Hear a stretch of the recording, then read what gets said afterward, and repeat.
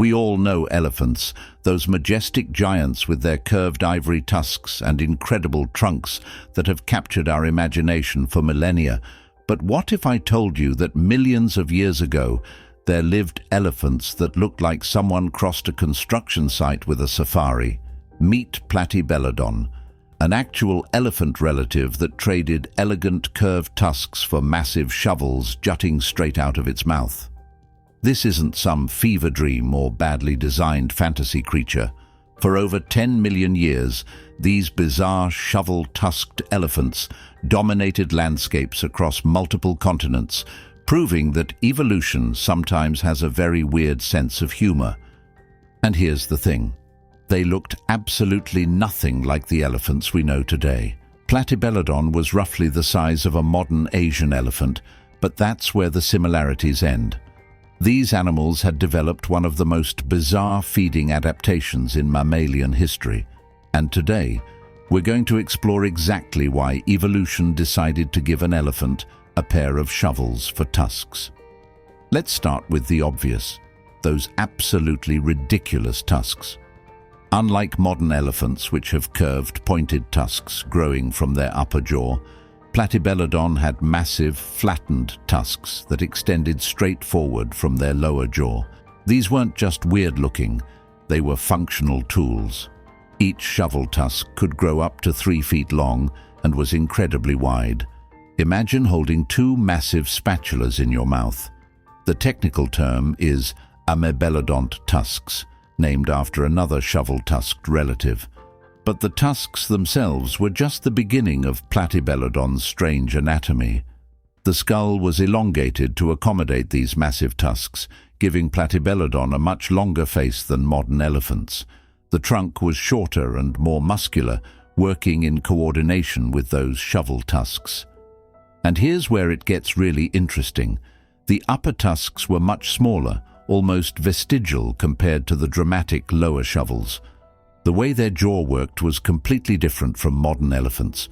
While today's elephants primarily use their trunks to grab food and their tusks for defense or environmental manipulation, Platybelodon used its entire lower jaw like a massive scoop. Think about it this way. If a modern elephant is like having Swiss Army knife tusks, Platybelodon was like having industrial excavation equipment attached to its face. But what exactly did they do with shovel tusks? For years, paleontologists debated this question, and the theories were wild. The most likely explanation combines several of these ideas. Platybelodon probably used their shovel tusks to strip bark and cut vegetation. Imagine using those flat tusks like giant pruning shears, slicing through tough plant material that would be impossible for a trunk to handle alone. Another idea is that Platybelodon used its shovel tusks, digging and excavating. Those shovels would have been perfect for digging up roots, tubers, and other underground plant parts. They were essentially living backhoes. And third, and this is really cool, they likely fed in wetland environments, using their shovel tusks to scoop up aquatic vegetation, slice through water plants, and even filter feed by using their tusks and trunk together like a massive strainer.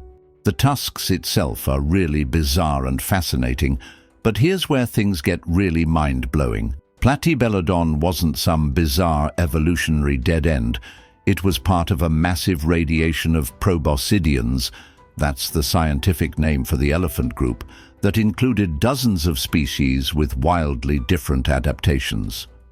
During the Miocene, the elephant family tree looked like nature was running wild experiments.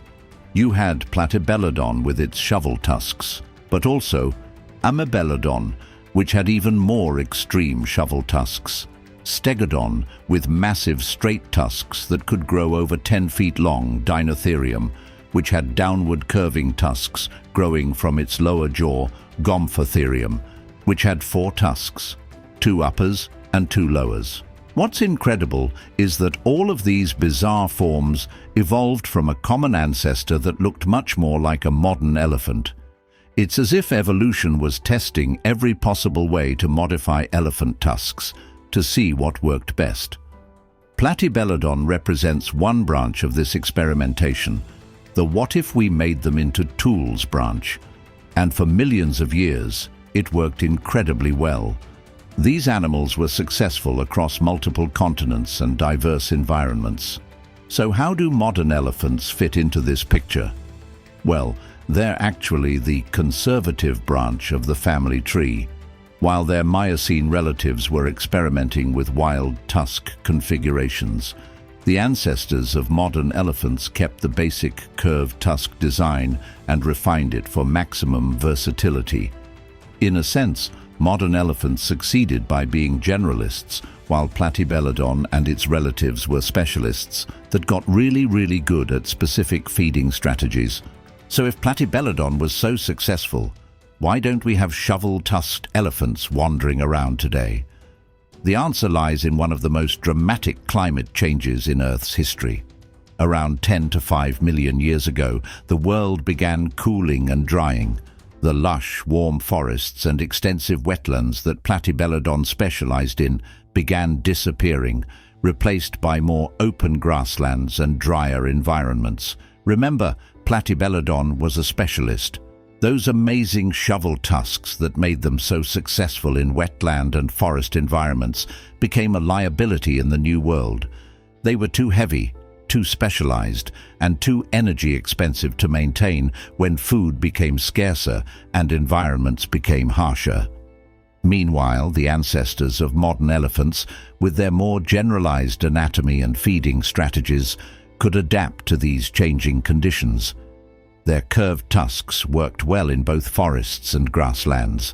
Their longer trunks could reach food in various environments.